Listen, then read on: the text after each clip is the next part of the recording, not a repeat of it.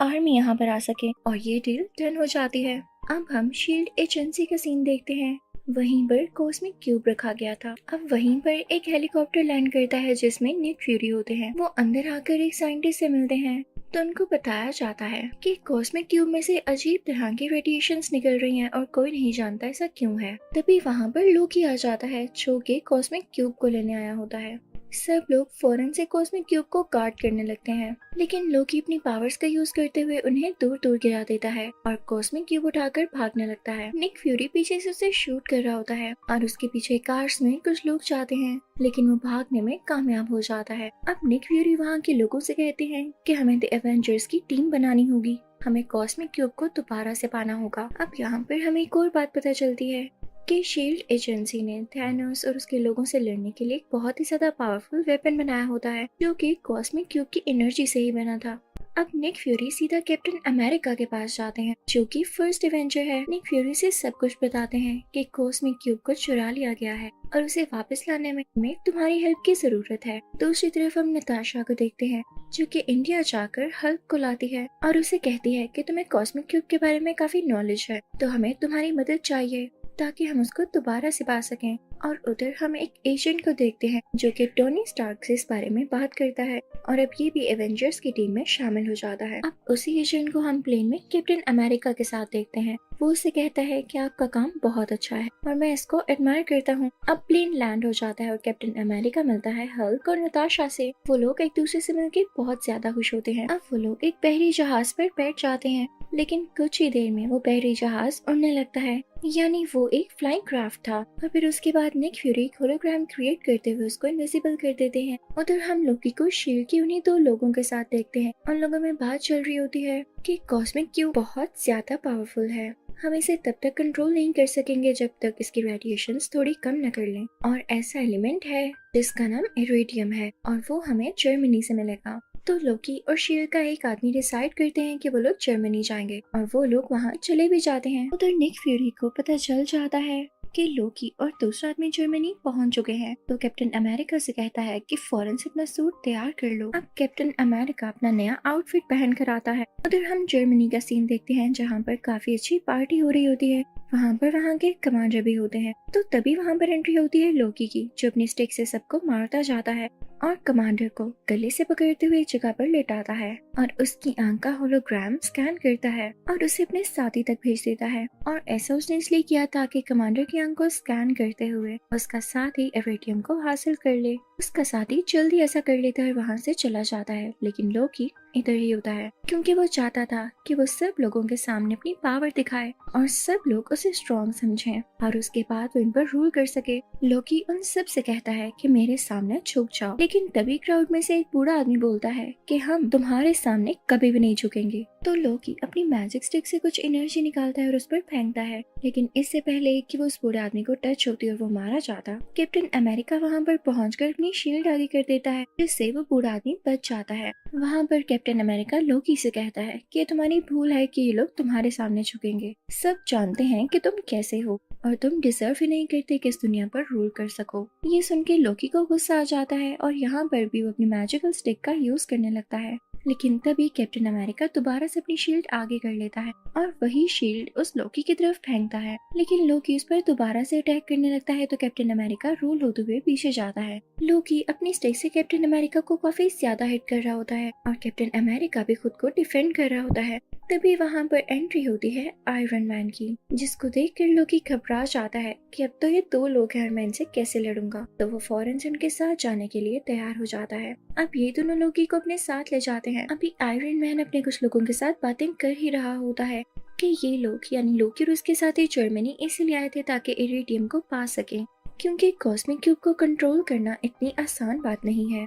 और सिर्फ यही नहीं, उसको एक्टिवेट करने के लिए या उसको यूज करने के लिए इन्हें बहुत सारे टेम्परेचर की जरूरत है और इतना टेम्परेचर उनको जर्मनी में मौजूद एक टावर पर मिलेगा। दूसरी तरफ हम लोकी को देखते हैं जो कि यूं ही नहीं सरेंडर करके इस एयरक्राफ्ट में आया होता, बल्कि इसके पीछे भी उसकी बहुत बड़ी प्लानिंग होती है। वो इनफैक्ट इनकी एयरक्राफ्ट को डिस्ट्रॉय करने आया था ताकि एवेंजर्स के हाथ में कुछ भी ना रहे और वो यहाँ से सेफली एस्केप कर जाए। वो अपने साथी को ऑर्डर्स देता है, वो भी अपने साथियों को लेके इस एयरक्राफ्ट के पास एक और प्लेन में आ जाता है और फिर इस एयरक्राफ्ट के इंजन में एरो मारता है जिससे उसमें आग लगने लगती है। इसकी वजह से पूरा का पूरा एयरक्राफ्ट नीचे गिरने लगता है, लेकिन आयरन मैन जाकर उस इंजन को संभालता है और उसे दोबारा से ऊपर करने की कोशिश करता है, जो कि बहुत हार्ड काम था। अब लोकी के साथ ही उस जगह जाते हैं जहाँ पर लोकी कैद था। उसका दरवाजा खोलकर उसे फ्री करवाने लगते हैं कि तभी वहाँ पर थोर आ जाता है।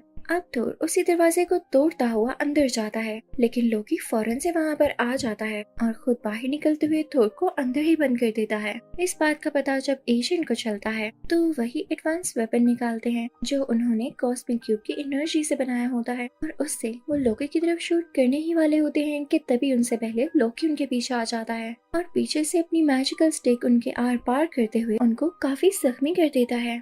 उधर हम नताशा को देखते हैं जो कि लोकी के एक साथी को बहुत जोर से पंच मारती है जिससे वो नीचे जमीन पर गिर जाता है, और उधर हम लोकी को यहाँ से एस्केप करता हुआ देखते हैं। वो टावर पर पहुंच जाता है और तो और वहाँ पर मौजूद एक मशीन में उसने कॉस्मिक क्यूब लगा भी दिया था। उधर हम सब एवेंजर्स को एक साथ देखते हैं तो निक फ्यूरी उन्हें बताते हैं कि हमने अपने एजेंट को खो दिया है जो कि कुछ देर पहले उसी स्टिक से जख्मी हुए। सब काफी उदास हो जाते हैं तो आयरन मैन कहता है हमें कैलिफोर्निया में मेरी इंडस्ट्री जाना चाहिए। अब ये सब लोग कैलिफोर्निया पहुंच जाते हैं, लेकिन बुरी बात ये होती है कि कॉस्मिक क्यूब की वजह से पोर्टल खोल दिया गया था और थैनोस की सारी आर्मी यहाँ पे पहुंच जाती है। यहाँ पे सब एवेंजर्स एक साथ हो चुके होते हैं और खल भी गुस्सा करके अपने असली रूप में आ जाता है, जिसके बाद वो उस आर्मी की बस को एक पंच मारता है और उसे फौरन से डिस्ट्रॉय कर देता है। ये सब काफी परेशान होते हैं कि पोर्टल को बंद कैसे किया जाए। तभी निक फ्यूरी को कुछ डायरेक्टर्स की कॉल आती है और वो कहते हैं कि अगर आप लोग इस पोर्टल को बंद नहीं कर पा रहे तो हमारे पास आखिरी ऑप्शन यही है कि हम इस पूरी सिटी को मिसाइल के साथ उड़ा दें और वो मिसाइल जल्द ही इधर आ रहा होगा।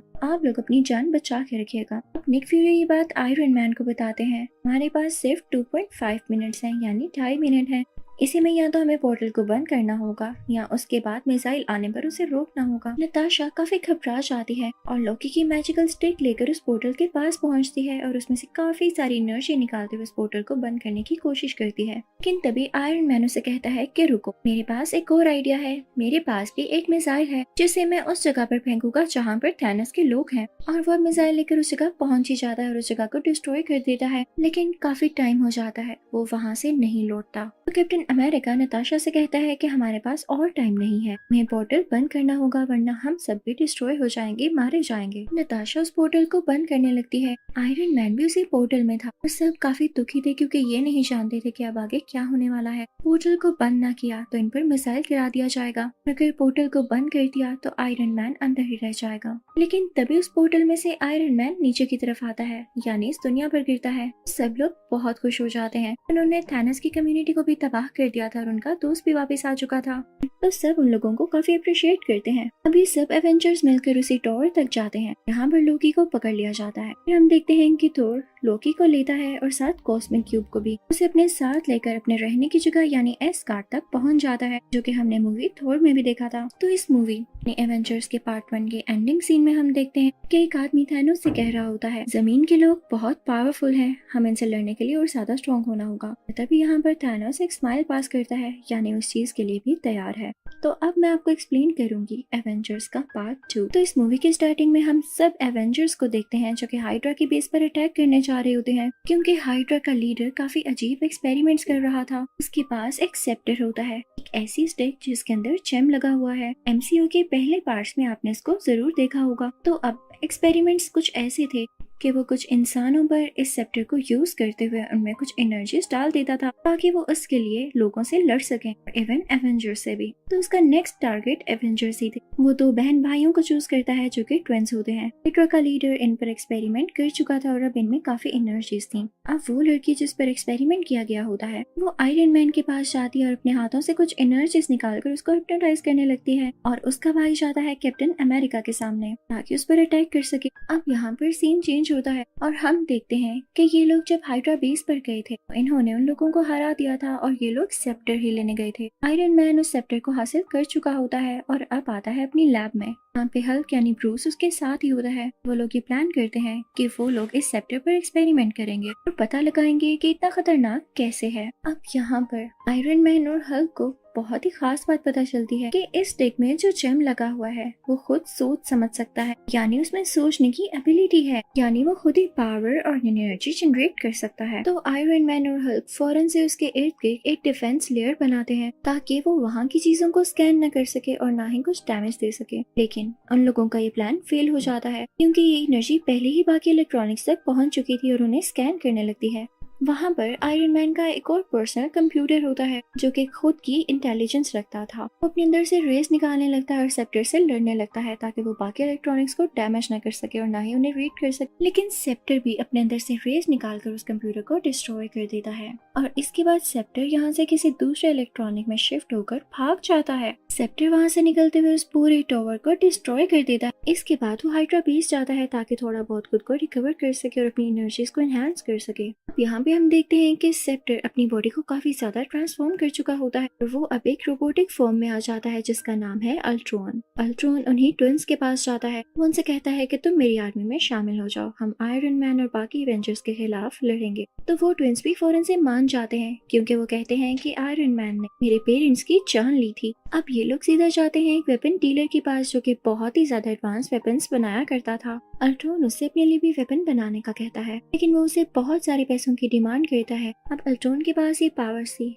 कि वो किसी भी अकाउंट से पैसे निकाल कर इसके अकाउंट में ट्रांसफर कर सकता था, तो वो अभी भी ऐसे ही करता है। और वो जो चीज होती है उसका नाम वाइब्रेनियम होता है, वही मेटल जिससे कैप्टन अमेरिका की शील्ड बनाई गई है और ये बहुत ज्यादा स्ट्रॉन्ग है। अब ये दोनों ट्विंस पहुंच जाते हैं एवेंजर्स के पास क्योंकि अब ये दोनों काफी ज्यादा स्ट्रॉन्ग थे और इनमें टेलीकाइनेटिक पावर्स भी थी जिनसे ये दूसरों लोगों के माइंड को कंट्रोल कर सकते थे। तो ये जाकर हल्क के माइंड को कंट्रोल कर लेते हैं और उसमें ये फीड कर देते हैं कि तुम्हें तुम्हारी अपनी टीम ही मारना चाहती है। तो वो गुस्से में आ जाता है और इनसिक्योर भी फील करने लगता है, तो वो अपनी ही टीम को खत्म करने के लिए आगे बढ़ता है। अब हल्क क्योंकि बहुत ज्यादा पावरफुल था तो आयरन मैन भी अपना नया सूट पहन आता है जो कि उसने पहले से तैयार कर रखा था और ये सिर्फ और सिर्फ हल्क को कंट्रोल करने के लिए था क्योंकि उसने सब कुछ फोर्स ही कर लिया था, यानी वो पहले से जान चुका था कि हल्क एक न एक दिन ऐसा जरूर करेगा क्योंकि उसके दिमाग में ये चीज फीड कर दी जाएगी। अब यहाँ पर उन दोनों में काफी हैवी फाइट स्टार्ट होती है। हल्क यहाँ पर एक गाड़ी उठाकर आयरन मैन की तरफ फेंकता है जो कि सीधा उसे हिट करती है।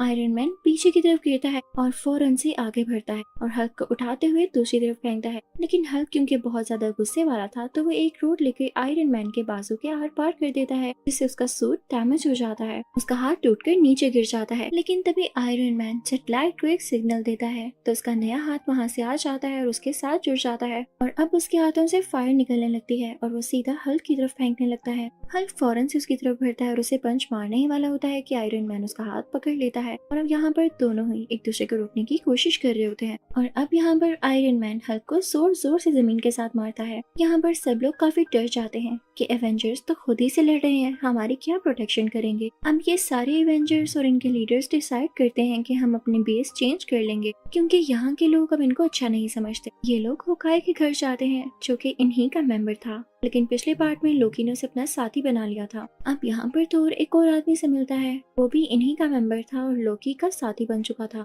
जो उसे अपने पर किए गए अटैक के बारे में बताता है जो कि उन्हीं ट्विंस में से एक लड़की ने किया था। नेक्स्ट सीन में हम कोरिया को देखते हैं। वहाँ पर अल्ट्रॉन जाता है और एक लड़की से मिलता है। अल्ट्रॉन क्योंकि उसे जेम की पावर से बना होता है तो वो चाहता था कि उसी जेम को एक बार दोबारा से यूज करके उसे वाइब्रेनियम के साथ मिलाकर और ज्यादा स्ट्रॉन्ग किया जाए। तो उस लेडी से कहता है कि तुम मेरी इस काम में मदद करो। लेकिन तभी वहाँ पर उन ट्विन बहन भाइयों में से लड़की उसका माइंड रीड कर लेती है तो उसे पता चलता है कि ये उसी सेप्टर को दोबारा से वाइब्रेनियम के साथ मिलाकर अपने लिए एक बहुत पावरफुल वेपन तैयार करना चाहता है ताकि इससे ये सब इंसानों को मार सके और यहाँ पर रूल कर सके। तो उसे ये बात बिल्कुल अच्छी नहीं लगती क्योंकि वो खुद भी एक इंसान थी। वो काफी रोने लगती है। अल्ट्रॉन से कहती है कि हमें तो ये लगता था कि तुम आयरन मैन के अगेंस्ट हो, लेकिन तुम तो पूरी दुनिया को खत्म करना चाहते हो, तो सॉरी, इस काम में हम तुम्हारी कोई हेल्प नहीं करेंगे। तभी वहाँ पर एंट्री होती है कैप्टन अमेरिका, नताशा और होकाई की। वो लोग वहाँ से कोई सिंथेटिक बॉडी लेने आए थे। नताशा उस प्लेन का दरवाजा खोलती है जिसे सिंथेटिक बॉडी वो लोग हासिल कर लेते हैं। अब ये लोग बेस पर आते हैं जहाँ पर आयरन मैन उसको यूज करते हुए अपना कंप्यूटर वापस लाने की कोशिश करता है। अब यहाँ पर थोर भी अपना हैमर लाता है और उसमें से काफी ज्यादा इलेक्ट्रिसिटी और एनर्जी निकालने लगता है ताकि वो उस जेम को एक्टिवेट कर सके। तो उसे पता चलता है कि ये जेम कोई आम जेम नहीं बल्कि ये 6 इन्फिनिटी स्टोन्स में से एक स्टोन है। और तभी यहाँ पर जनरेट होता है एक और कैरेक्टर जिसका नाम है विजन और ये इसी स्टोन से बना है। अब वो दोनों ट्विंस भी एवेंजर्स के साथ मिल चुके होते हैं क्योंकि वो ह्यूमैनिटी को बचाना चाहते थे, क्योंकि वो ये नहीं चाहते थे कि बाकी लोग भी उसी तरह मारे जाए जैसे उनके पेरेंट्स मारे गए। अब ये लोग सारे मिलके अल्ट्रॉन की उसी बेस पर जाते हैं जो कि उसने वाइब्रेनियम से कुछ ही देर पहले प्रोड्यूस की है, ताकि वहाँ पर जाकर ये लोग उसे डिस्ट्रॉय कर सके। अब उधर अल्ट्रॉन ये चाहता था कि जहाँ पर उसकी बेस है वो सिटी को आसमान में उठा ले और फिर उसके बाद उसे पूरी दुनिया पर जोर से मारे ताकि वहाँ पर ब्लास्ट हो और सारी ह्यूमैनिटी डिस्ट्रॉय हो जाए। उसके बाद ये खुद यहाँ पर रूल कर सके और हर चीज नई तरीके से बना सके। लेकिन एवेंजर्स को इस बात का पता पहले से ही चल जाता है और वो सब रेडी होकर वहाँ पर पहुँच जाते हैं। लेकिन जैसे ही वहाँ पर ये लोग पहुँचते हैं तो अल्ट्रॉन की आर्मी इन पर अटैक करने लगती है। ये लोग उनको रोकने की कोशिश करते हैं लेकिन तभी वहाँ पर निक फ्यूरी आ जाते हैं जो उन पर फायरिंग शुरू कर देते हैं। इस लड़ाई में उन ट्विन बहन भाइयों में से उस भाई की जान चली जाती है। इसकी वजह से उसकी बहन को बहुत ज्यादा दुख होता है और वो रोने लगती है और ये डिसाइड करती है कि वो अल्ट्रॉन को मार डालेगी और उसे खत्म ही कर देगी। वो लड़की अल्ट्रॉन के पास जाती है, अपनी पावर्स का यूज करते हुए उसका दिल उसकी चेस्ट से बाहर निकाल लेती, जैसे उसने किसी फोर्स और अट्रैक्शन का यूज किया हो। उसमें इतनी पावर्स जो थी। यहाँ पर अल्ट्रॉन मारा जाता है और किसने सोचा था कि इसे मारने वाली यही लड़की होगी। लेकिन तभी वहाँ पर एक और रोबोट आता है जिसका स्ट्रक्चर अल्ट्रॉन जैसा ही था। वो उस मशीन को एक्टिवेट कर देता है जिससे सिटी का पार्ट ऊपर उठने वाला था। अब वो शहर का हिस्सा आसमान में ऊपर आने लगता है और तेजी से नीचे गिरने ही वाला होता है। लेकिन आयरन मैन और थोर वहाँ जाकर उसको रोकते हैं और आयरन मैन अपनी चेस्ट में से कुछ एनर्जी निकालता है जिससे वो सिटी वहीं डिस्ट्रॉय हो जाती है। यानी यहाँ पर अब अल्ट्रॉन भी डिस्ट्रॉय हो चुका था और उसका ये प्लान भी खत्म हो चुका था। यानी अब कहीं पर डिस्ट्रक्शन नहीं होगी। मूवी के लास्ट सीन में हम देखते हैं एवेंजर्स का एक और बेस बनाया गया है। अब थोर इन लोगों से कहता है कि मुझे एस्गार्ड वापस जाना होगा क्योंकि जो 6 इन्फिनिटी स्टोन्स मैंने अपने विजन में देखे हैं मुझे इन पर कुछ रिसर्च करनी है। और फिर कैप्टन अमेरिका और नताशा बाकी लोगों को भी एवेंजर्स की टीम में शामिल करने के लिए उन्हें काफी अच्छी ट्रेनिंग देने लगते हैं और उनको नए नए तरीके सिखाने लगते हैं। मूवी तो यहाँ पर खत्म हो जाती है लेकिन इसके पोस्ट क्रेडिट सीन्स में हम थैनोस को देखते हैं जो कि कहता है कि मैं किसी पर ट्रस्ट नहीं करूंगा और मैं खुद दुनिया में जाकर उसे डिस्ट्रॉय करूंगा। और इसी के साथ ये मूवी यानी एवेंजर्स के दोनों पार्ट्स यहाँ पर कम्प्लीटली एंड हो जाते हैं। तो मूवी के स्टार्ट में हम देखते हैं कि थोर की शिप के आगे एक काफी बड़ा स्पेसशिप आकर रुकता है और ये स्पेसशिप किसी और का नहीं बल्कि ग्रेट थैनोस का होता है। और थैनोस वहाँ पर अपनी एक पूरी टीम के साथ आया होता है और उसकी टीम का नाम ब्लैक ऑर्डर था। और जब थैनोस और उसकी टीम थोर की शिप में जाते हैं तो वहाँ जाकर वो थोर के सारे लोगों को मार डालते हैं। इसके बाद थैनोस लोकी के पास आता है उससे स्पेस स्टोन लेने के लिए, लेकिन तभी थैनोस वहाँ पर थोर को जान से मारने की धमकी देता है। लेकिन इसी बीच वहाँ पर हल्क भी आ जाता है और यहाँ पर हम उन दोनों के बीच हैंड टू हैंड काफी जबरदस्त फाइट देखते हैं। और मजे की बात है कि हल्क के पास सुपर ह्यूमन साथ थैनोस के अंदर भी सुपर ह्यूमन पावर्स पाए जाते हैं। और यहाँ पर हम उन दोनों की बड़ी तगड़ी किस्म की और बड़ी अच्छी फाइट देखते हैं। स्टार्टिंग में तो लगभग दोनों ही एक दूसरे पर भारी पड़ रहे थे, लेकिन अब क्योंकि थैनोस हल्क से काफी ज्यादा पावरफुल था तो इसीलिए वो हल्क को वहीं पर हरा देता है। और जब हाइमडॉल को इस बात का रियलाइज होता है कि थैनोस के सामने कोई नहीं टिक सकता तो इसीलिए वो हल्क को वहाँ से अर्थ पर भेज देता है। लेकिन जब थैनोस उसे ऐसा करते देखता है तो उसे बहुत गुस्सा आता है, इसीलिए वो हाइमडॉल को वहीं पर ही मार डालता है। और इसके बाद थैनोस थोर को भी जान से मारने की कोशिश करता है, जिस पर लोकी उसे कहता है कि इसे छोड़ दो और इसके बदले में मैं तुम्हें स्पेस स्टोन देने के लिए तैयार हूँ। और फिर लोकी थैनोस को वो स्पेस स्टोन दे ही देता है। लेकिन थैनोस तो यहाँ पर भी चीटिंग करता है और वो लोकी को जान से मार डालता है। अब इस बात की वजह से थोर को काफी गुस्सा भी आता है और उसे काफी बुरा भी लगता है, लेकिन अब क्योंकि उसके हाथ पैर बांधे गए थे इसीलिए वो तो कुछ भी नहीं कर सकता था। इसके बाद थैनोस अपने थर्ड स्टोन को हासिल करने के लिए उस शिप से चला जाता है, लेकिन जाते जाते वो इस शिप को काफी बुरे तरीके से एक्सप्लोड कर देता है। अब क्योंकि पूरे स्पेस में ही वो शिप डिस्ट्रॉय हो चुका था इसीलिए थोर भी वही स्पेस में फ्लाई कर रहा होता है। लेकिन ठीक उसी टाइम पर वहाँ गार्डियंस ऑफ द गैलेक्सी की टीम पहुँच जाती है और जब वो थोर को उस स्पेस में उड़ता हुआ देखते हैं तो वो उसे अपने शिप में ले आते हैं। वहाँ पर मैंटिस होती है जिसके पास किसी का भी माइंड पढ़ने की एबिलिटी होती है और जब वो थोर के सर पर अपना हाथ रखती है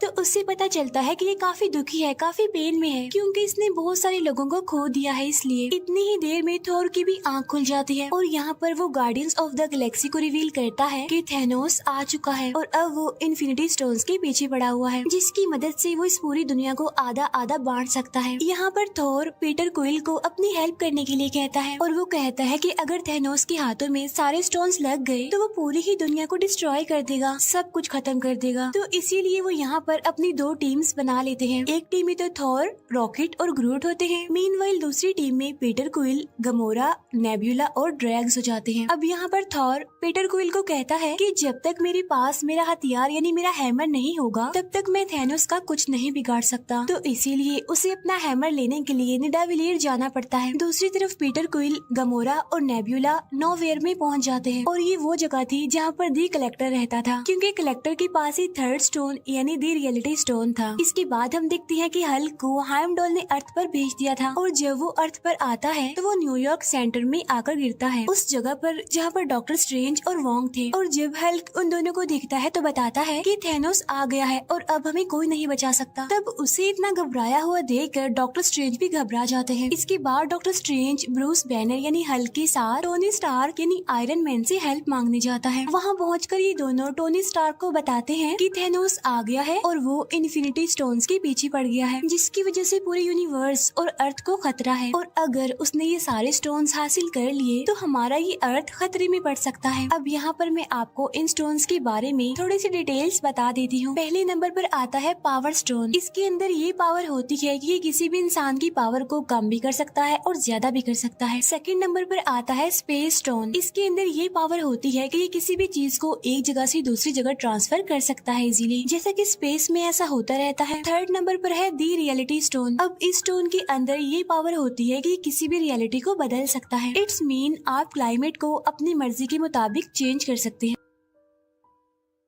नंबर 4 पर आता है दी टाइम स्टोन और ये वाला स्टोन डॉक्टर स्ट्रेंज के पास होता है। इस स्टोन में ये पावर होती है कि ये अपनी मर्जी से टाइम को आगे पीछे कर सकता है। 5वें नंबर पर आता है दी सोल स्टोन। इसमें ये पावर होती है कि ये किसी भी इंसान की सोल का कंट्रोल हमारे हाथ में दे देती है, यानी कि हम जो भी चाहें उस सोल से करवा सकते हैं। छठा और लास्ट स्टोन है दी माइंड स्टोन। इस स्टोन में ये पावर होती है कि ये किसी के भी माइंड को कंट्रोल कर सकता है और ये किसी भी इंसान को टेलीकिनेटिक पावर दे सकती है, जो कि किसी भी सामान को हवा में एक जगह से दूसरी जगह उड़ा सकता है। अब ये सारी तो हो गई इन स्टोन्स की डिटेल्स। इन सारे स्टोन्स को हासिल करके थैनोस इस पूरी दुनिया में बैलेंस बनाना चाहता है। वो चाहता है कि अब जितने भी प्लैनेट्स हैं उन पर जितनी ज्यादा ह्यूमैनिटी बढ़ गई है उन सबको आधा आधा बांट दिया जाए, जिससे कि रिसोर्सेज उन सभी लोगों को पूरी तरह से मिल सकेंगे और इससे पूरी दुनिया में बैलेंस भी बना रहेगा। अब यहाँ पर थैनोस आधी ह्यूमैनिटी को खत्म करने की बात कर रहा था और यही वजह है कि वो इन इन्फिनिटी स्टोन्स को हासिल करने के लिए पागल है। और जब ये सारी बात टोनी स्टार्क को पता चलती है कि थैनोस इस पूरे यूनिवर्स में से आधी पॉपुलेशन को खत्म करना चाहता है, तो वो सोचता है कि क्यों ना इन 6 स्टोन्स में से एक को डिस्ट्रॉय कर दिया जाए। तो इसीलिए वो डॉक्टर स्ट्रेंज को कहता है जो टाइम स्टोन आपके पास है क्यों ना हम उसे डिस्ट्रॉय कर दें, ताकि थैनोस कभी भी अपने इस मिशन में कामयाब ना हो सके। तब ये सुनकर डॉक्टर स्ट्रेंज कहते हैं कि मैं मरते दम तक इस टाइम स्टोन की प्रोटेक्शन करता रहूंगा, इसीलिए मैं कभी भी इसे डिस्ट्रॉय होने नहीं दूंगा। तब यहाँ पर वो सोचते हैं कि विजन के पास भी माइंड स्टोन है और अगर हम उस स्टोन को डिस्ट्रॉय कर दें तो थैनोस वो कभी भी नहीं कर पाएगा जो वो करना चाहता है। तो इसीलिए वो फौरन विजन से कांटेक्ट करने की कोशिश करते हैं, लेकिन यहाँ पर हमें पता चलता है कि विजन ने अपना ट्रांसपोर्टर बंद किया हुआ है, क्योंकि उधर एवेंजर्स की टीम 2 हिस्सों में बढ़ चुकी थी। एक टीम तो आयरन मैन के साथ थी जबकि दूसरी टीम कैप्टन अमेरिका के साथ थी और इसी वजह से वो लोग विजन से कांटेक्ट नहीं कर पाते। तभी वहाँ पर ब्रूस बैनर यानी हल्क टोनी स्टार्क को कहता है कि शायद कैप्टन अमेरिका को विजन के बारे में पता होगा, तो इसीलिए तुम उसे कॉल करके उसकी लोकेशन का पता करवाओ। जिस पर टोनी स्टार्क कहता है कि ना भाई ना, मेरी तो उसे जरा भी नहीं बनती, मैं उससे बिल्कुल बात नहीं करता। जिस पर ब्रूस बैनर उसे कहता है कि लगता है तुम्हें अभी पता नहीं है कि हमारा पाला किससे पड़ने वाला है, चलो मेरी बात मानो और जल्दी से उसे कॉल करो। और तभी अचानक से उन्हें वहाँ पर किसी चीज की आवाज सुनाई देती है और जब ये लोग विंडो से बाहर देखते हैं तो वहाँ पर उन्हें बहुत ही बड़ा शिप न्यूयॉर्क पर आता हुआ दिखाई देता है। तब ये देखकर वो समझ जाते हैं कि मुसीबत हमारे सर पर आ चुकी है। अब इस स्पेसशिप के बारे में स्पाइडरमैन को भी पता चल जाता है और वो भी वहाँ उस शिप को देखते हुए अपनी स्कूल बस से निकलकर वहाँ से भाग जाता है और उस शिप के पीछे लग जाता है। और तभी हम देखते हैं कि उस शिप में से दो लोग निकल कर आते हैं। उनमें से एक का नाम होता है इबोनी और एक का नाम होता है ऑब्सीडियन। इबोनी के पास टेलीकिनेटिक पावर्स होती हैं, जो कि किसी भी चीज को बगैर टच किए एक जगह से दूसरी जगह उठा सकती है और फेंक सकती है। और जो ऑब्सीडियन होता है उसके अंदर बहुत सारे सुपर ह्यूमन पावर्स होती हैं। अब क्योंकि उन्होंने टाइम स्टोन को प्रोटेक्ट करना था तो इसीलिए उन लोगों के बीच यहाँ पर फाइट होती है। अब यहाँ पर बहुत इंटरेस्टिंग सीन हम देख पाते हैं जब टोनी स्टार्क अपना आयरन मैन मार्क 50 प्रेस करते ही पूरी तरह नैनो पार्टिकल्स के सूट में कन्वर्ट होते हुए दिखाया जाता है और वो एक ही बार में इबोनी की तरफ से किए गए वार को रोक लेता है। अब यहाँ पर भी उन लोगों के बहुत अच्छे फाइट के सीन्स हमें देखने को मिलते हैं। अब क्योंकि इबोनी पावरफुल था, उसके पास टेलीकिनेटिक पावर्स थी, इसीलिए वो अपने काम को करने में कामयाब होता रहता है। इसके बाद वो टाइम स्टोन निकालने के लिए डॉक्टर स्ट्रेंज के पास पहुंच जाता है। अब क्योंकि टाइम स्टोन को डॉक्टर स्ट्रेंज के अलावा और कोई भी नहीं निकाल सकता था उनमें से, तो इसीलिए वो डॉक्टर स्ट्रेंज को अपने साथ अपनी स्पेसशिप में ले जाता है वहाँ से। लेकिन वो ये नहीं जानता था कि उसके शिप में टोनी स्टार्क और स्पाइडरमैन भी एंटर हो गए हैं। इसके बाद हमें विजन दिखाया जाता है। अब क्योंकि थेनोस की टीम यानी ब्लैक ऑर्डर के पास उन सभी इन्फिनिटी स्टोन्स की एनर्जी के फ्लो को रेड करने की पावर होती है, तो इसीलिए पहले तो वो डॉक्टर स्ट्रेंज के पास जाते हैं टाइम स्टोन लेने के लिए और साथ ही विजन के पास ही माइंड स्टोन निकालने के लिए प्रॉक्सिमा मिडनाइट और कॉर्वस ब्लेड जाते हैं। अब यहाँ पर हमें दिखाया जाता है कि मैक्सिमा मिडनाइट और कॉर्वस ब्लेड उन दोनों यानी विजन और वांडा से काफी ज्यादा पावरफुल होते हैं। अब यहाँ पर कॉर्वस ब्लेड के पास एक ऐसा ब्लेड होता है जो किसी भी इंसान की बॉडी में घुस सकता है और उसे काफी इंजर्ड कर सकता है, तो उसी ब्लेड का इस्तेमाल करते हुए वो विजन को इंजर्ड कर देता है, जिसकी वजह से वांडा इस फाइट में अब अकेली रह जाती है।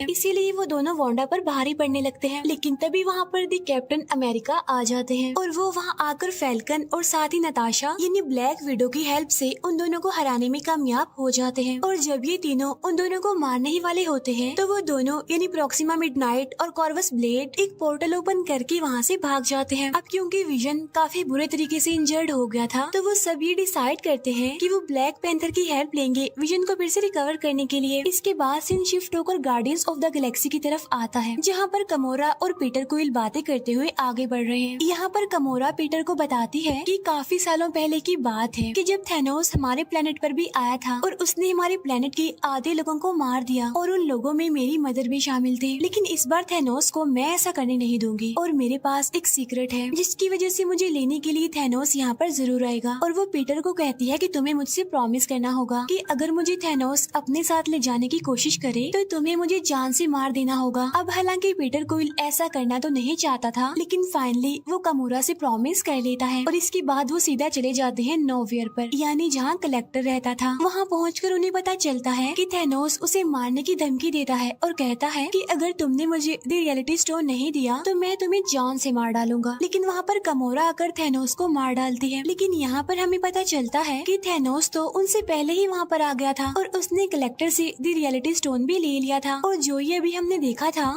वो असल में थेनोस ने एक एक्स्ट्रा एंटिटी क्रिएट की थी सिर्फ कमोरा को अपने ट्रैप में फंसाने के लिए। जब पीटर क्विल को ये बात पता चलती है कि थेनोस कमोरा को अपने साथ ले जाने वाला है, तो वो कमोरा को अपनी गन से शूट करने की कोशिश करता है, लेकिन थेनोस उसकी गन में से बुलेट्स की बजाय बबल्स बना देता है। इसके बाद वो कमोरा को वहाँ से लेकर निकल जाता है। इसके बाद हमें उसी बड़ी सी स्पेसशिप का सीन दिखाया जाता है, यानी जो न्यूयॉर्क में आई थी, जहाँ पर इबोनी डॉक्टर स्ट्रेंज के साथ होता है। लेकिन अब क्योंकि उस स्पेसशिप में हमारे आयरन मैन और स्पाइडरमैन भी होते हैं, तो इसीलिए वो कुछ मुश्किलात का सामना करने के बाद डॉक्टर स्ट्रेंज को बचा ही लेते हैं। साथ साथ वो इबोनी को स्पेस में मरने के लिए छोड़ देते हैं। अब यहाँ पर उन लोगों के बीच डिस्कशन होने लगती है। अब यहाँ पर टोनी स्टार्क डॉक्टर स्ट्रेंज को कहते हैं कि मैं थेनोस को इस टाइम स्टोन के लिए अर्थ पर लाकर बहुत सारे लोगों को मरने नहीं दे सकता, और अगर वो ये टाइम स्टोन लेना चाहता है तो उससे लड़ने के लिए हमें उसे कहीं और बुलाना पड़ेगा। अब क्योंकि थेनोस टाइटन प्लेनेट से आया था, तो इसीलिए वो लोग टाइटन प्लेनेट पर जाकर थेनोस से लड़ने का डिसाइड करते हैं। इसके बाद हमें थेनोस और कमोरा दिखाए जाते हैं, जो कि दोनों वॉरमिर में होते हैं, जहाँ पर उनकी मुलाकात होती है रेड स्कल से। यहाँ पर हमें रेड स्कल सोल स्टोन का गेट कीपर दिखाया गया है। यहाँ पर थेनोस रेड स्कल से पूछता है कि सोल स्टोन को कैसे हासिल किया जाता है। तब रेड स्कल थेनोस को बताता है कि सोल स्टोन सारे स्टोन्स में से सबसे ज्यादा पावरफुल है, लेकिन इस स्टोन को हासिल करने के लिए हमें किसी को सेक्रीफाइस करना पड़ता है। क्योंकि वो एक सोल स्टोन है, इसीलिए सोल के बदले सोल यानी सोल स्टोन को हासिल करने के लिए एक जान की कुर्बानी। और यहाँ पर थेनोस अपनी बेटी कमोरा को सेक्रीफाइस कर देता है और यहाँ पर अब उसके पास चौथा स्टोन यानी सोल स्टोन भी आ जाता है। इसके बाद हमें थोर, ग्रूट और रॉकेट दिखाए जाते हैं जो कि एक ऐसे एरिया में पहुँचते हैं जहाँ पर छोटे लोग यानी बोने रहते हैं, क्योंकि बोने ही तो सबसे अच्छे वेपन्स बना सकते हैं। यहाँ पर हम ये जान पाते हैं कि जब उन बोनों ने थोर का वेपन यानी हथौड़ा बनाया था तो थेनोस ने उस जगह की सारी भट्टियों को भी डिस्ट्रॉय कर दिया था और साथ साथ उन सभी बोनों में से सिर्फ एक को ही वहीं पर जिंदा छोड़ दिया था। और जब थोर को ये बात पता चलती है तो वो उनमें से एक बोने को उसकी हेल्प करने के लिए कहता है, जिस पर वो बोना कहता है कि सॉरी, मैं तुम्हारी हेल्प नहीं कर सकता, क्योंकि अगर मैंने ऐसा किया और थेनोस को पता चल गया तो वो मुझे और इस पूरे प्लेनेट को डिस्ट्रॉय कर देगा। लेकिन जब थोर उसे ये कहता है कि अगर मुझे मेरा हैमर मिल गया तो मैं थेनोस को जरूर हरा दूंगा,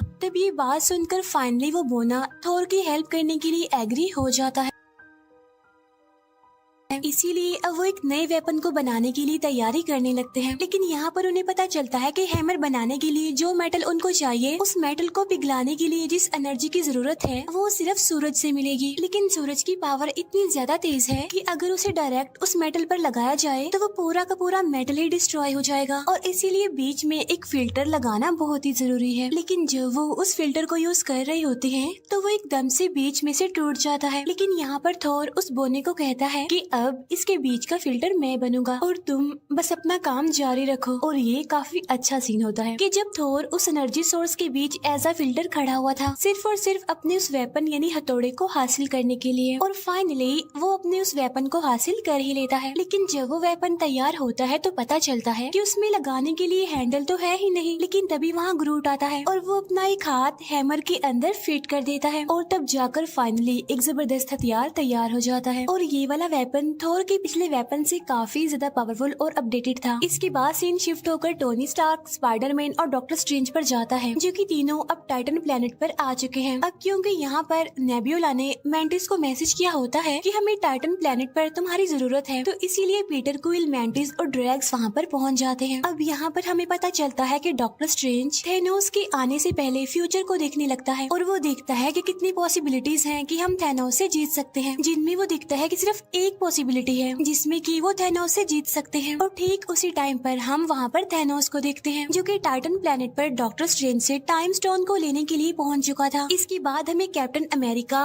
विजन, ब्रूस बैनर और वोंग दिखाए जाते हैं, जो कि विजन के साथ वकांडा पहुँच जाते हैं, जिन्हें लीड करने वाला कोई और नहीं बल्कि ब्लैक पैंथर था। यहाँ पर हमें पता चलता है कि वो सब माइंड स्टोन को डिस्ट्रॉय करने के लिए यहाँ पर आए हैं। और तभी वहाँ पर शूरी, जो कि ब्लैक पैंथर की सिस्टर होती है, वो उन सबसे कहती है कि हाँ, मैं माइंड स्टोन को विजन से अलग तो कर सकती हूँ, लेकिन मुझे ऐसा करने के लिए टाइम चाहिए। तब वो लोग कहते हैं कि ठीक है, हम यहाँ पर आने वाली बाकी ब्लैक ऑर्डर टीम से मुकाबला करेंगे, तब तक तुम विजन से माइंड स्टोन को निकालने की कोशिश करो। और तभी हम जान पाते हैं कि थेनोस की पूरी ब्लैक ऑर्डर टीम विजन से उस माइंड स्टोन को हासिल करने के लिए वहाँ पर पहुँच जाती है, जिन्हें लीड कर रहे थे प्रोक्सिमा मिडनाइट, कॉर्वस ब्लेड और ऑब्सीडियन। वहाँ उन तीनों की प्रेजेंस को देखते हुए उन सभी अवेंजर्स को ये लग रहा था कि उनका पलड़ा भारी है, लेकिन वहाँ पर ब्लैक पैंथर एक बहुत ही बड़ा डोम बना देता है, जिसकी मदद से उन सभी के ऊपर एक प्रोटेक्शन का जैसे एक सर्कल बन जाता है। लेकिन जब उन्हें ये पता चलता है कि ब्लैक ऑर्डर की टीम की तादाद काफी ज्यादा है और वो किसी भी टाइम पीछे के दरवाजे से आकर विजन पर हमला कर सकते हैं, तब फाइनली वो डिसाइड करते हैं कि हम सामने के दरवाजे को थोड़ा सा खोल देंगे, जिसमें से उस पूरी की पूरी ब्लैक ऑर्डर टीम हमारे सामने आएगी। इस तरह से हम उन्हें लड़ाई करने में बिजी रखेंगे और तब तक शूरी विजन से उस माइंड स्टोन को निकाल देगी। इसके बाद सामने का वो दरवाजा खोल दिया जाता है, जहाँ पर पूरी की पूरी ब्लैक ऑर्डर टीम उन सभी अवेंजर से लड़ने लगती है। यहाँ पर हम ये जान पाते हैं कि हल्क अपने असली रूप में आना ही नहीं चाहता, क्योंकि ब्रूस बैनर हल्क वाले रूप में तभी आता था जब उसे किसी से लड़ाई करनी पड़ती थी, वरना मोस्टली वो ब्रूस बैनर के रूप में ही रहता है। इसके अलावा ये भी कहा जाता है कि अब वो थेनोस से बहुत ज्यादा डरने लग गया था और ये वजह भी थी जिसकी वजह से वो हल्क नहीं बन रहा था। एनीवे,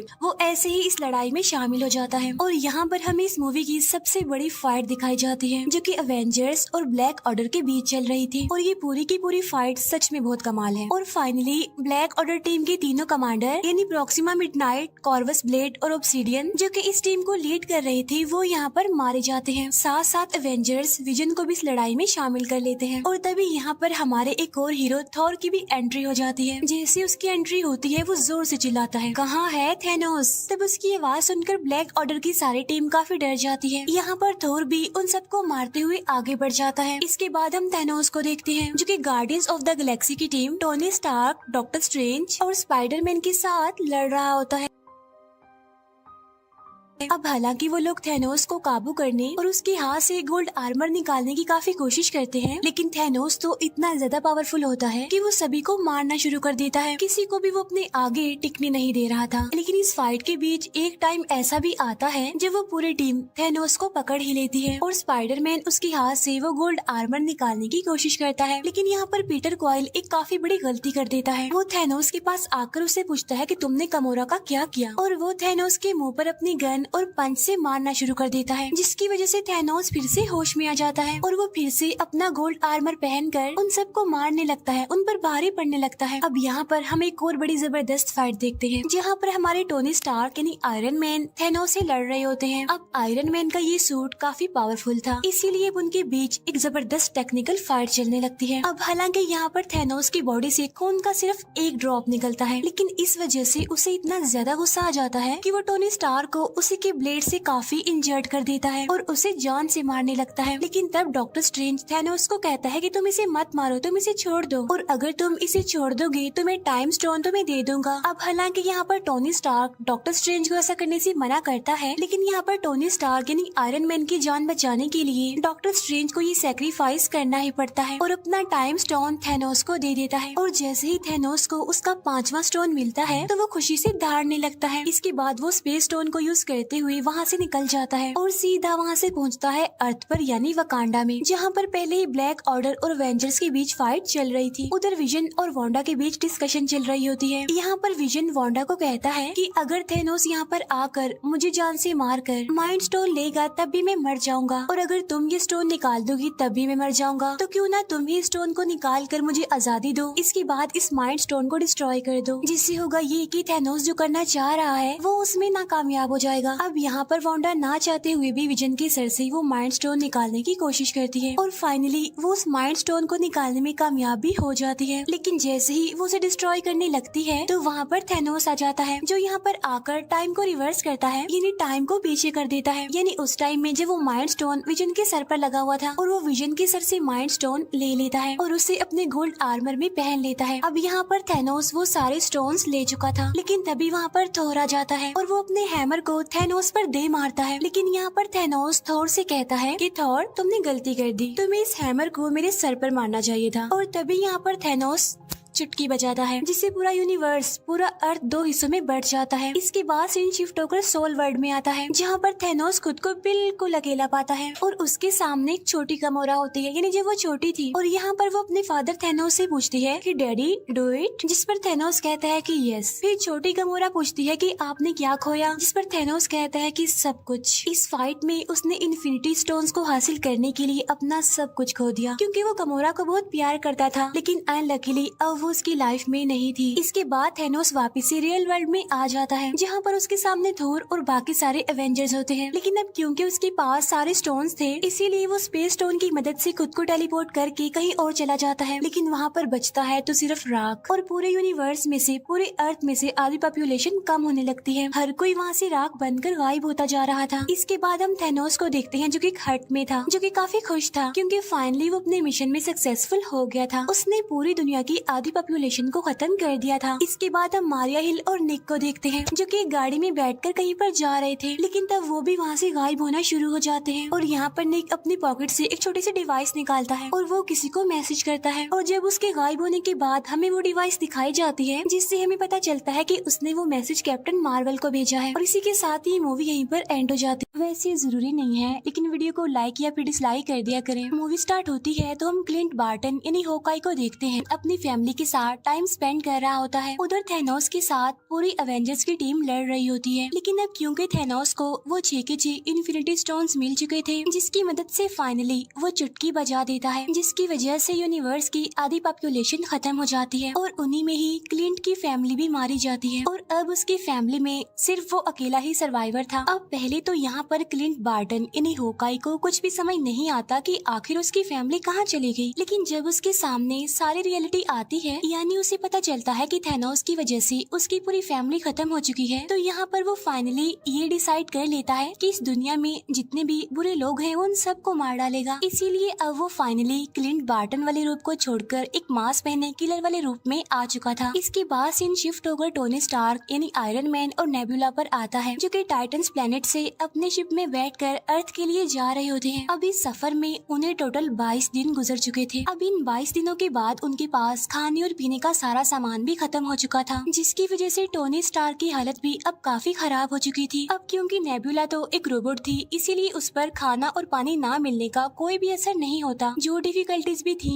वो सारी टोनी स्टार्क को ही फेस करनी पड़ रही थी। इसीलिए टोनी स्टार्क अब पूरी तरह से हिम्मत हार चुका था और तब वो मरने के लिए अपनी चेयर पर जाकर बैठ जाता है और अपनी मौत का इंतजार करता है। लेकिन ठीक उसी टाइम वहाँ पर एक मिरेकल हो जाता है, और वो ये कि उसके सामने आ जाती है कैरल डैनवर्स यानी कि कैप्टन मार्वल। अब जैसे ही कैरल को उनका शिप दिखाई देता है तो वो उनकी हेल्प करने के लिए आगे बढ़ती है। इसके बाद वो उनके शिप को अर्थ पर ले आती है, क्योंकि कैप्टन मार्वल भी बहुत ही ज्यादा इम्पोर्टेंट और पावरफुल कैरेक्टर है। फिर हमें दिखाया जाता है कि जब थैनोस ने इन्फिनिटी स्टोन्स मिलने पर चुटकी बजाई थी, तब सभी लोग राख में बदलकर खत्म हो रहे थे। लेकिन उसी टाइम निक फ्यूरी ने अपने डिवाइस से कैप्टन मार्वल को एक मैसेज भेजा था। तब उस मैसेज के मिलते ही कैप्टन मार्वल अर्थ की तरफ आने लगती है, लेकिन इसी दौरान उसे वहाँ पर टोनी स्टार का शिप दिखाई देता है, तो इसीलिए वो स्पेस शिप को भी अर्थ पर ले आती है। कैरल को अर्थ पर आने के बाद थैनोस के बारे में सारी इन्फॉर्मेशन मिल जाती है, और जब उसे ये पता चला कि थैनोस बहुत ज्यादा पावरफुल है, तो उसने सभी एवेंजर्स को एक आइडिया दिया कि हम क्यों ना सारे इन्फिनिटी स्टोन्स को जमा करें और वापिस से इसी टाइमलाइन में आकर उन सारे इन्फिनिटी स्टोन्स का यूज करें, जिससे होगा ये कि सारे मरे हुए लोग वापस आ जाएंगे और साथ साथ हम थैनोस का भी खेल खत्म कर सकेंगे। ठीक उसी टाइम पर उन्हें अपने सिस्टम से एक खास किस्म की इन्फॉर्मेशन मिलती है, जहाँ पर रॉकेट उन्हें बताता है कि जब थैनोस ने चुटकी बजाई थी तो पूरे यूनिवर्स में एक ऐसी वेव यानी लहर फैली थी जो कि आज से पहले कभी भी नहीं देखी गई। और बिल्कुल ऐसा ही 2 दिन पहले एक गैलेक्सी पर भी हुआ है। क्या पता थैनोस ने दोबारा से चुटकी बजाई हो, जिसकी वजह से हमें फिर से ये वेव देखने को मिली। तब यहाँ पर सभी एवेंजर्स को पता चल जाता है कि थैनोस ने फिर से अपने सारे इन्फिनिटी स्टोन्स का यूज किया है। तब उसकी वेव की वजह से ये लोग उसके सिग्नल्स को ट्रैक करते हैं और फिर अपने स्पेसशिप से उसी प्लेनेट पर पहुंच जाते हैं जहाँ पर थैनोस था। और यहीं पर हमें दिखाया जाता है थैनोस, जो कि अब कमजोर और काफी थका हुआ लग रहा था। इसके बाद वो सब वहाँ पहुंचकर थैनोस को पकड़ लेते हैं और उससे पूछते हैं कि सारे इन्फिनिटी स्टोन्स कहाँ हैं, जहाँ पर थैनोस उन्हें बताता है कि मैंने सारे इन्फिनिटी स्टोन्स को यूज करके सभी स्टोन्स को डिस्ट्रॉय कर दिया है, ताकि कोई भी इन इन्फिनिटी स्टोन्स को दोबारा से जोड़कर इस पूरे यूनिवर्स को दोबारा से पहले जैसा ना बना दे। अब इस बात की वजह से थोर को बहुत गुस्सा आता है, इसीलिए वो अपने हैमर से थैनोस का गला काट देता है और वहीं पर वो थैनोस को जान से मार डालता है। अब क्योंकि इन्फिनिटी स्टोन्स तो थे नहीं, इसीलिए किसी के पास भी कोई होप नहीं थी कि सारे मरे हुए लोग वापिस से जिंदा कैसे होंगे। इसीलिए वो सारे ही काफी डिसअपॉइंटेड हो जाते हैं। इसीलिए वो सारे अपने अपने रास्तों पर निकल जाते हैं। इसके बाद थोर अब एक नई जगह पर जिंदगी गुजारने लगता है, जो कि नॉर्वे में थी। थोर पूरी तरह से हिम्मत हार चुका था, इसीलिए क्योंकि वो थैनोस से हार भी गए थे और साथ साथ इन्फिनिटी स्टोन्स को भी कलेक्ट नहीं कर पाए थे।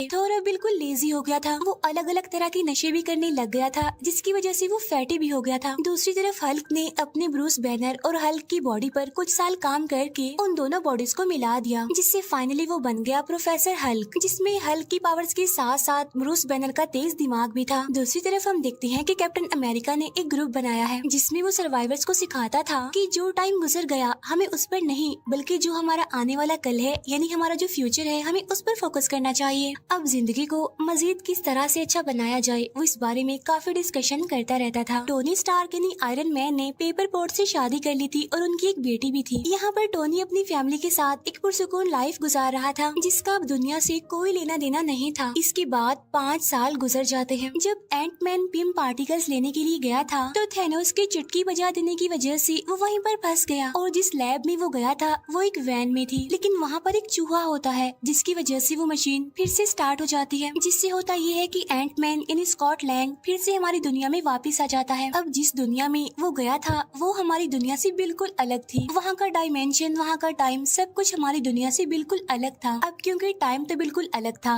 तो इसलिए उस दुनिया में गुजारे गए 5 घंटे इस दुनिया के 5 सालों के बराबर थे। और जब थैनोस ने आधी पॉपुलेशन को खत्म कर दिया था तो उस इंसिडेंट को 5 साल गुजर गए थे, लेकिन उस दुनिया में सिर्फ 5 घंटे ही गुजरे थे। और जब स्कॉट लैंग उस दुनिया के 5 घंटे गुजार कर अपनी दुनिया में आता है तो वो देखता है कि सब कुछ बदल चुका है और उसकी बेटी भी 5 साल ज्यादा बड़ी हो गई थी। इस सारे सिचुएशन को जानने के बाद स्कॉट अपने फ्रेंड्स यानी अवेंजर्स के पास जाता है और वो उन्हें बताता है कि थैनोस की चुटकी बजाने के बाद इस इंसिडेंट को 5 साल गुजर गए हैं ना, लेकिन उस दुनिया में तो सिर्फ और सिर्फ 5 घंटे गुजरे हैं। स्कॉट यहाँ पर कैप्टन अमेरिका को बताता है कि अगर हम पिम पार्टिकल और उस दुनिया को यूज करना सीख जाएं तो हम 5 साल पीछे जाकर सभी होने वाले एक्सीडेंट्स और गलतियों को ठीक कर सकते हैं। तो उसकी इस बात पर स्टीव यानी कैप्टन अमेरिका एग्री करता है और अब एंटमैन, कैप्टन अमेरिका और ब्लैक विडो तीनों मिलकर हेल्प मांगने के लिए टोनी स्टार्क यानी आयरन मैन के पास जाते हैं, जहाँ पर टोनी अपनी फैमिली के साथ हिल स्टेशन पर रहता था। यहाँ पर वो लोग टोनी को अपने प्लान के बारे में बताते हैं कि अगर हम उस दुनिया को सही से यूज कर लें तो हम टाइम में पीछे जाकर सभी हादसों को ठीक कर सकते हैं और टाल सकते हैं। लेकिन टोनी स्टार्क जानता था कि इस काम में खतरा है और रिस्क है और अगर उसने ये काम कर दिया तो उसकी फैमिली भी खतरे में आ सकती है। तो इसीलिए टोनी स्टार्क उनसे ये काम करने के लिए साफ इनकार कर देता है, जिसकी वजह से वो लोग काफी डिसअपॉइंटेड होकर वहाँ से चले जाते हैं। अब क्योंकि टोनी ने तो उनकी हेल्प करने के लिए इनकार कर दिया था तो इसीलिए वो सीधा जाते हैं हल्क के पास, जो कि अब था प्रोफेसर हल्क। अब क्योंकि ब्रूस बैनर का दिमाग काफी तेज था इसीलिए वो लोगों की हेल्प करने के लिए एग्री हो जाता है। तो इसीलिए अब वो लग जाते हैं एक टाइम मशीन बनाने में,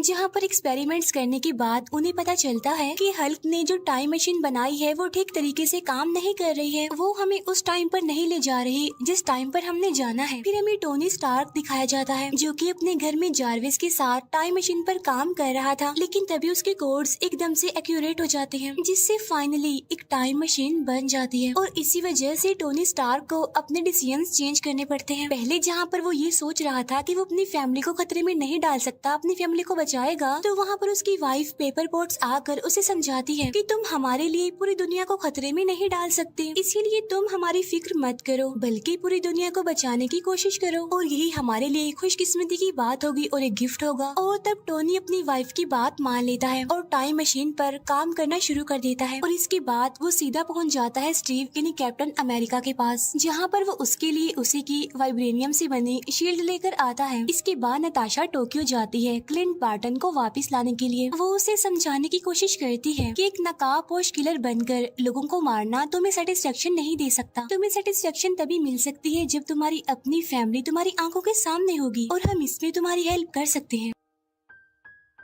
इसके बाद रॉकेट और हल्क नॉर्वे पहुंचते हैं, जहां पर थॉर होता है। थॉर को देखकर ऐसा लग रहा था कि अब वो किसी भी काम का नहीं रहा, क्योंकि वो काफी लेजी होने के साथ साथ काफी फैटी हो गया था और अब उसका इन लड़ाइयों से कोई कनेक्शन नहीं रहा। लेकिन वो लोग उसे समझाते हैं और उसे कहते हैं कि अगर ये टाइम मशीन काम कर गई तो तुम थैनोस से अपना पुराना बदला ले सकती हो और साथ ही हम यूनिवर्स से खत्म हुए लोगों को दोबारा जिंदा भी कर सकते हैं। अब थॉर उनकी इस बात पर एग्री करता है और उनके साथ मिल जाता है और इसके साथ ही टाइम मशीन की टेस्टिंग स्टार्ट हो जाती है, जहाँ पर अवेंजर्स यानी सुपर हीरोज अलग अलग ग्रुप्स में अलग अलग टाइमलाइन के साथ अलग अलग जगहों पर जाने के लिए सेपरेट हो जाते हैं। इसके बाद हम देखते हैं कि टोनी स्टार्क, हल्क, एंटमैन और कैप्टन अमेरिका 2012 के टाइम में पहुंच जाते हैं, जहाँ पर न्यूयॉर्क में वॉर चल रही थी। 2012 के टाइमलाइन के अकॉर्डिंग वहाँ पर 3 इन्फिनिटी स्टोन्स मौजूद थे, जिनमें एक था टाइम स्टोन, एक था स्पेस स्टोन और एक था माइंड स्टोन। माइंड स्टोन वही जो थैनोस ने खुद लोकी को दिया था। अब टोनी और एंटमैन स्पेस स्टोन को लेने के लिए अवेंजर्स टावर चले जाते हैं, लेकिन वहाँ जाकर एक गड़बड़ हो जाती है, जहाँ पर हल्क आकर उनका काम खराब कर देता है, क्योंकि उनके हाथ से स्पेस स्टोन निकल जाता है और स्पेस स्टोन को लोकी अपने साथ लेकर चला जाता है। दूसरी तरफ कैप्टन अमेरिका का सामना होता है स्टीव रॉजर यानी अगले कैप्टन अमेरिका से। यहाँ पर कुछ टाइम के लिए उन दोनों के बीच फाइट होने लगती है, लेकिन फाइनली लेटेस्ट वाला कैप्टन अमेरिका माइंड स्टोन को वहाँ से लेकर चला जाता है। इसके बाद हल्क टाइम स्टोन को लेने के लिए जाता है, लेकिन वहाँ पर टाइम स्टोन डॉक्टर स्ट्रेंज के पास नहीं बल्कि गुरुमा के पास होता है। यहाँ पर हल्क गुरुमा से टाइम स्टोन को मांगता है, जिस पर गुरुमा उसे कहते हैं कि अगर मैंने तुम्हें टाइम स्टोन दे दिया तो इस पूरे यूनिवर्स में बहुत सारी टाइम लाइन्स बन जाएंगी, जिसकी वजह से हमारी टाइमलाइन बिगड़ जाएगी, जो कि मैं बिल्कुल भी होने नहीं दे सकती। तब यहाँ पर हल्क गुरुमा को काफी समझाने की कोशिश करता है कि फ्यूचर में काफी बड़े बड़े हादसे होने वाले हैं, जिसके लिए मुझे इस टाइम स्टोन की बहुत जरूरत है, लेकिन स्टिल गुरुमा उसकी बात नहीं मानती। तब यहाँ पर ब्रूस बैनर उसे कहता है कि अगर डॉक्टर स्ट्रेंज ने टाइम स्टोन थैनोस को दिया है तो उसके पीछे उसका कोई मास्टर प्लान जरूर छुपा होगा। अब गुरुमा इस बात पर एग्री करती है और अब वो फाइनली टाइम स्टोन हल्क को दे देती है। अब यहाँ पर कैप्टन अमेरिका और हल्क ने माइंड स्टोन और टाइम स्टोन तो हासिल कर लिए थे, लेकिन टोनी स्टार्क और एंट मैन को अभी तक स्पेस स्टोन नहीं मिला था, जिसकी वजह से अब टोनी स्टार्क और कैप्टन अमेरिका ये डिसाइड करते हैं कि वो टाइम में और पीछे जाएंगे और वहाँ जाकर वो स्पेस स्टोन को हासिल करने की कोशिश करेंगे। और इसके बाद वो दोनों पहुँच जाते हैं सीधा 1970 के टाइम लाइन में, जहाँ पर हम टोनी स्टार्क के फादर को देखते हैं। यहाँ पर टोनी अपने फादर से मिलकर काफी खुश होता है, साथ साथ वो वहाँ से स्पेस स्टोन हासिल करने में भी कामयाब हो जाता है। लेकिन अब क्योंकि कैप्टन अमेरिका भी वहाँ पर मौजूद होता है तो इसीलिए वहाँ पर उसे पिम पार्टिकल्स भी नजर आ जाते हैं, तो इसीलिए वो पिम पार्टिकल्स को भी लेकर अपने रियल वाले टाइम लाइन में आ जाते हैं वापिस। इसके बाद थॉर और रॉकेट पहुँच जाते हैं 2013 के टाइम लाइन में, जहाँ पर उन्होंने रियलिटी स्टोन लेना था जो कि जेन फॉस्टर की बॉडी में था, तो इसीलिए वो दोनों जेन फॉस्टर के लोकेशन पर चले जाते हैं। वहाँ पर जाकर थॉर अपनी मदर से मिलता है। यहाँ पर वो अपनी मदर को सारी बात समझाने की कोशिश करता है। अब क्योंकि थॉर की मदर एक जादूगरनी थी, इसीलिए वो फ्यूचर देखकर थॉर की सारी डिफिकल्टीज समझ चुकी थी और इसीलिए वो थॉर को समझाने की कोशिश करती है कि तुम्हें परेशान होने की कोई जरूरत नहीं है, क्योंकि जो कुछ भी होगा अच्छा होगा। और ठीक उसी टाइम पर थॉर अपना हाथ आगे करता है, जहाँ पर उसका हैमर भी अब उसके पास आ चुका था। वही रॉकेट भी जेन फॉस्टर की बॉडी से रियलिटी स्टोन हासिल करने में कामयाब हो गया था, इसीलिए वो दोनों वापिस से अपनी टाइम लाइन में आ जाते हैं। इसके बाद हमें दिखाए जाते हैं क्लिंट बार्टन यानी होकाई और ब्लैक विडो, जो कि 2014 के टाइम लाइन में आते हैं और यहाँ पर वो सोल स्टोन हासिल करने के लिए आए थे, जहाँ पर वो मिलते हैं रेड स्कल से। यहाँ पर रेड स्कल सोल स्टोन के लिए उन्हें बताता है कि ये स्टोन हमेशा सोल के बदले सोल मांगता है और अगर तुम सोल स्टोन को पाना चाहते हो तो तुम्हें एक सोल को सेक्रीफाइस करना पड़ेगा। अब यहाँ पर वो दोनों समझ जाते हैं कि अगर उन दोनों में से कोई एक खुद को सेक्रीफाइस नहीं करेगा तो वो सोल स्टोन हासिल नहीं कर सकेंगे। अब यहाँ पर वो दोनों एक दूसरे को बचाने के लिए अपनी ही जान सेक्रीफाइस करने के लिए भी तैयार थे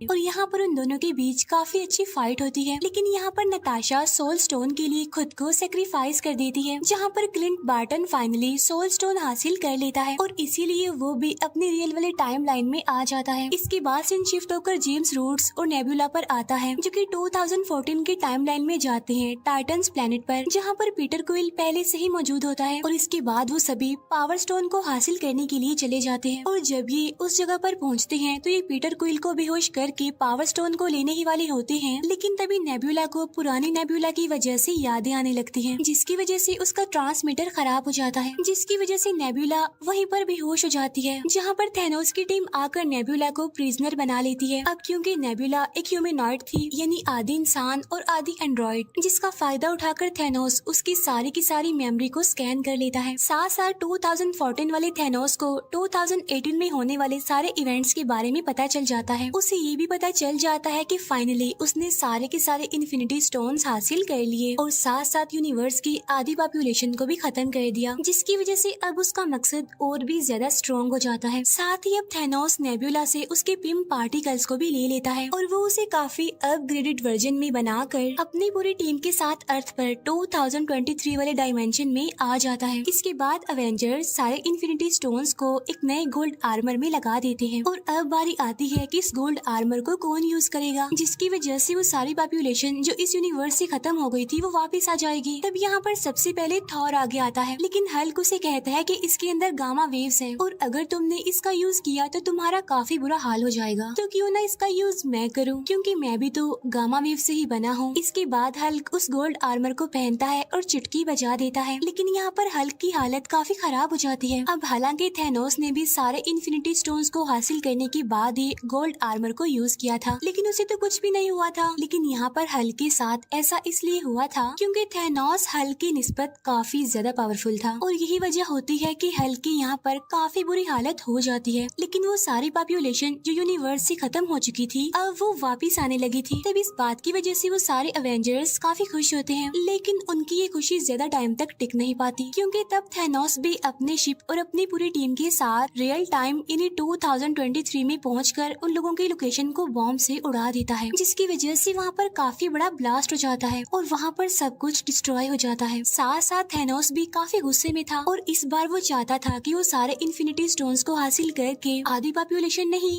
बल्कि इस पूरे यूनिवर्स की सारी पॉपुलेशन को ही खत्म कर दे, और उसके बाद वो एक नया यूनिवर्स बनाए जहाँ पर सब लोग थैनोस को अपना गॉड समझे, उसे माने और उसे सबसे ज्यादा इम्पोर्टेंस दे। और यहाँ पर इस मूवी की सबसे जबरदस्त फाइट शुरू हो जाती है। अब यहाँ पर बहुत अच्छे अच्छे सीन्स हमें देखने को मिलते हैं, क्योंकि थैनोस की टीम और अवेंजर्स यानी हमारे सुपर हीरो एक दूसरे के आमने सामने आकर मुकाबला करते हैं। यहाँ पर बार्टन उस गोल्ड आर्मर को लेकर भागता है। इसके बाद हमें दिखाया जाता है कि कैप्टन अमेरिका हैमर ले लेता है और इसके बाद वो थैनोस से लड़ाई करने लगता है। अब यहाँ पर हम कैप्टन अमेरिका और थैनोस के बीच एक काफी जबरदस्त फाइट देखते हैं, लेकिन थैनोस के आगे टिकना कोई आसान बात नहीं है, क्योंकि थैनोस उन सबसे ज्यादा पावरफुल था। अब यहाँ पर थैनोस की टीम अवेंजर्स पर भारी पड़ रही थी, इसीलिए सभी हीरोज हार मानने के करीब थे। लेकिन उसी टाइम पर 5 साल पहले लड़ाई करने वाले सारे अवेंजर्स और सुपर हीरोज उनकी हेल्प करने के लिए आ जाते हैं, जहाँ पर पहले तो आगे आती है ब्लैक पैंथर की टीम। इसके बाद सेकंड नंबर पर आगे आती है वोंग की पूरी टीम, और अब सारे अवेंजर्स एक बार फिर से इकट्ठा होकर थैनोस और उसकी टीम के अगेंस्ट लड़ने लगते हैं। यहीं पर हम देखते हैं कि डॉक्टर स्ट्रेंज आयरन मैन को वही इशारा देते हैं कि ये वही आखिरी प्रेडिक्शन है जो मैंने लाखों करोड़ों में से एक चूज की थी, और अगर हम इस मोमेंट पर सक्सेसफुल हो गए तो हम थैनोस का खात्मा कर सकते हैं, वरना तो हमें दूसरा मौका तो नहीं मिलने वाला। यही हमारे पास आखिरी मौका है, हमें इसमें ही कुछ करके दिखाना है। अब यहाँ पर आयरन मैन थैनोस के हाथ से सारे इन्फिनिटी स्टोन्स चुरा कर अपने गोल्ड आर्मर में पहन लेता है, और इसके बाद वो बोलता है आई एम आयरन मैन, और ऐसा कहते ही वो भी चुटकी बजाता है, जिससे कि थैनोस और उसकी सारी टीम राख बनकर अब वहाँ से गायब हो जाती है। और अब बचते हैं तो सिर्फ और सिर्फ इस पूरे रियल टाइम के हीरोज और साथ ही इस टाइम लाइन की पॉपुलेशन। लेकिन साथ साथ यहाँ पर आयरन मैन काफी बुरे तरीके से इंजर्ड हो गया था, और इसके बाद यहाँ पर हम वो सैड सीन देखते हैं जहाँ पर आयरन मैन की मौत हो जाती है। इसके फौरन बाद हम टोनी स्टार्क यानी आयरन मैन का फ्यूनरल देखते हैं, जिसमें के सारे एवेंजर्स आए हुए थे। इसके बाद थोर पीटर क्विल और गार्डियंस ऑफ द गैलेक्सी की टीम के साथ निकल जाता है। अब एवेंजर्स ने ये डिसाइड किया था कि हम जिस भी स्टोन को जहाँ से भी उठाएंगे तो हमारा काम खत्म होने के बाद हम उस स्टोन को वापिस से उसकी जगह पर रख आएंगे। तो इस काम के लिए आगे बढ़ता है कैप्टन अमेरिका। अब यहाँ पर कैप्टन अमेरिका थोर के हैमर और साथ साथ 6 के 6 इन्फिनिटी स्टोन्स को अपने साथ में लेकर टाइम मशीन का यूज करते हुए हर स्टोन को उसकी जगह पर वापिस रख देता है। अब क्योंकि कैप्टन अमेरिका ने 70 साल बर्फ में गुजारे थे, तो इसीलिए उसने अपनी जिंदगी को ठीक से नहीं जिया था, तो इसीलिए वापिस से वो अपनी 1945 के टाइमलाइन में आकर अपने साथियों के साथ अपनी बाकी की जिंदगी गुजारता है। और जब उसका लास्ट मोमेंट आता है तो वो रियल टाइम यानी 2023 के डायमेंशन में आकर अपने साथी यानी फैल्कन को अपनी खास शील्ड देकर कहता है कि अब से यहाँ के कैप्टन अमेरिका तुम ही हो। और यहीं पर ये मूवी दी एंड हो जाती है। Thank you for watching.